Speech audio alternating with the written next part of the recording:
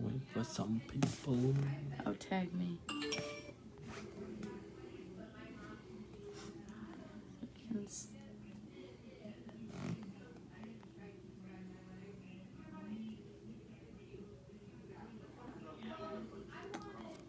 So everyone can see on my Facebook.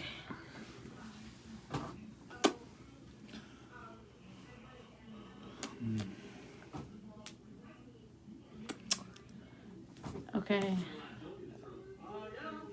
Who's watching? What the heck? Okay. So, we are here to explain everything that happened at the 64-person challenge or whatever thing that Josh Page hosted at Royal Scott today. Gabby and I were the scorekeepers, and we entered everything into the computers. Besides Josh Page's scores. Josh Page only entered his scores. I was actually supposed to be in charge of his scores, but at the end of the day, I didn't really catch on to it. And when he got called out at the very end when we were doing the brackets, his name was nowhere near to be found on any of the sheets. So when he got called out, he told everyone I had nothing to do with the scores. I had only been participating in bowling. I had no control over anything that got put into the computer, which is completely false because after every game he was up there at the computer editing scores, doing all this and that. So he came to find out he ended up with a 799 average or total score for the day, and he only ended up having like a 634, so he rigged it by 165 pins, something like that. So altogether we got blamed for it, which no one really believed Josh. Everyone was like, it's not your fault. Like, we know you guys didn't mess up that bad. And he definitely stole money from this tournament. We calculated it, and another bowler calculated it, and in total, the amount of earnings that he got from the tournament, which the tournament was supposed to be a charity tournament towards Royal Scott Bowling Alley to help them keep up during this time of need, and he ended up getting total earnings of over $1,000. Which is all money that should have went back to Royal Scott or money that should have went to the bowlers. We each of us or employees, of course. Each of us employees, I believe, correct me if I'm wrong, other employees. Each of us employees got $60, and only 3 of us employees actually got paid. And there is a tip jar, and I know for sure one of the bowling alleys gave us a tip of $100. And this tournament is out of 90 people, so there's no way that no one else donated towards paying the scorekeepers and 50-50 people, everyone who participated in helping out with this tournament today. There's no way that only we got paid $60. So basically, the whole point of this is to clarify from our point of view, because we were behind the counter the whole time. And from what other people said, the tournament, after qualifying rounds, took almost 2 hours to get rolling into match play. We were there for 40 minutes fixing the bracket sheets, 3 times because of incorrect scores being reported and everything else. From what Gabby and I know, all of our scores were completely correct. There was another scorekeeper where his was kind of iffy. There was, on his score sheet when I was going through it, because I was the one that entered it into the computer, and Jordan was double checking things as I entered it into the computer, and he was reading off numbers to me, and I'd look back over. So before we even entered one number, the numbers would be triple checked, and then we would go back through after all the scores were in, and we would check again to make sure everybody's scores on the papers that we received were right. And all of the people that had a messing with the scores were not people on our lanes that we took care of. It was all people on lanes that the third scorekeeper took care of.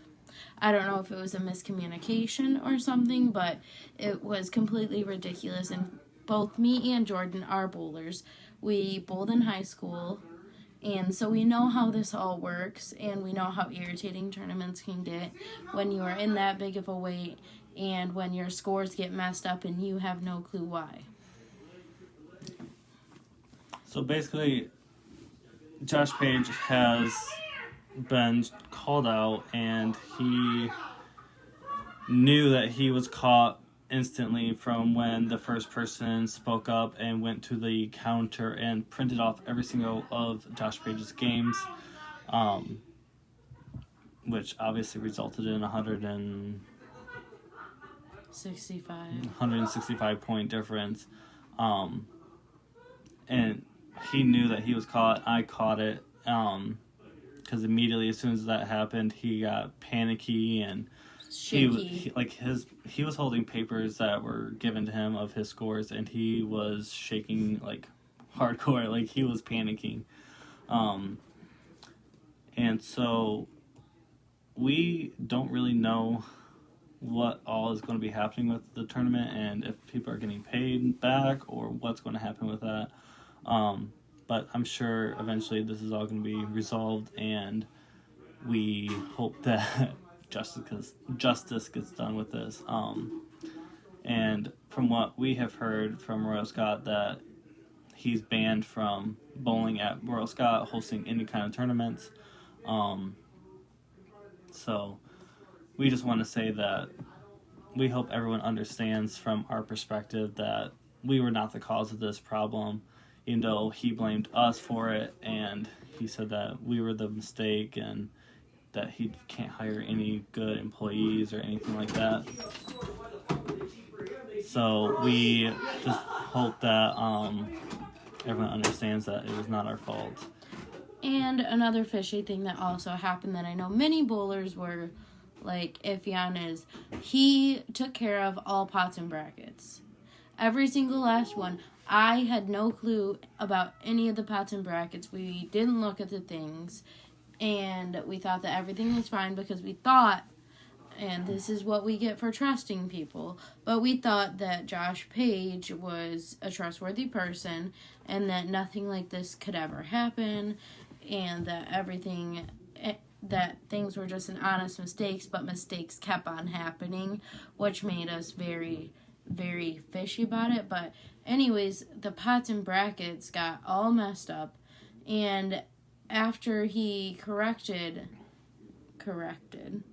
I don't know if it was fully corrected or if it was just partly corrected, but I do know for sure that after it was supposedly corrected, he kept on handing out money to random people. Yeah, he gave basically everyone who I think made it in the brackets or whatever it was, he gave them an extra $20 for some odd reason, which there's a video that we are going to be sharing soon, that there's another bowler who spoke his story on the situation today.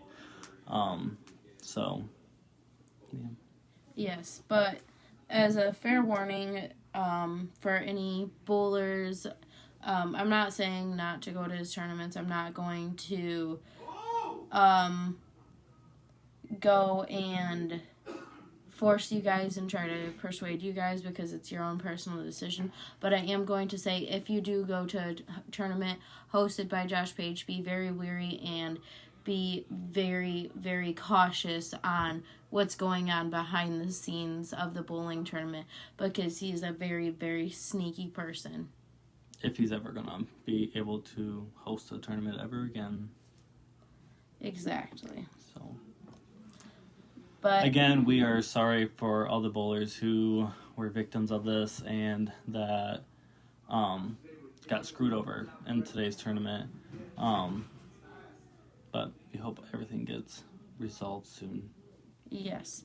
And if don't be afraid to share this.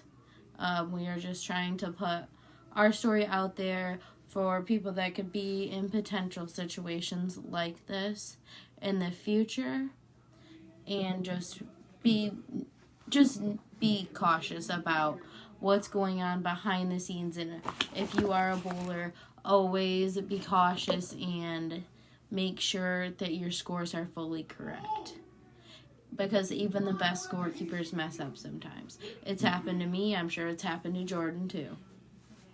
So, again, like Gabby said, share this live video, get the word around. Also, once I share the other bowlers' perspective, share that as well, and make sure we get Justice. all this corrected. Thank you.